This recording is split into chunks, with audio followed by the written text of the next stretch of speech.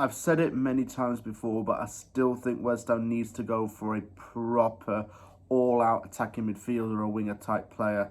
Someone who can really play that proper number 10 role. I can't stress how important it is to kind of have this at the club. Sure, we might have that in Habakudis and Lucas Paquetá, but I want someone who can feel comfortable and play at that role all the time. And this is why in this episode of Scout Report, I've decided to include one player who is going to be quite realistic for a lot of clubs to sign. Udinese, the club who he plays for, and also the club that Watford has a partnership with because they're co-owned, is in a relegation battle in Serie A.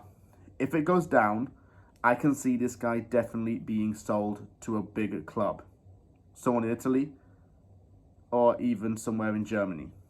Possibly the Premier League at the very big stretch. Lazar, Samardzić, I think, is one of the most underrated attacking midfielders in Europe, and definitely one of the best in Serie A right now, even if his team is struggling in the league. And honestly, this is another guy that I prioritise West Ham to sign.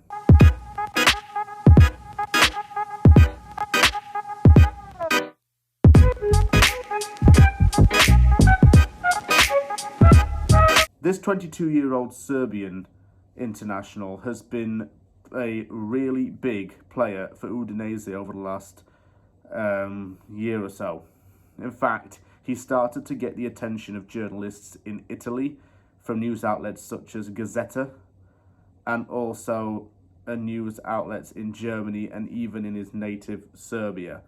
I say native Serbia, that's the birth country of his parents. He was actually born and raised in Germany, was Samardzić, but he's eligible to play for Serbia because, well, of his family ties and his father. I have seen multiple videos of this guy to make a good judgment for Scout Report, and honestly, he's very exciting to watch.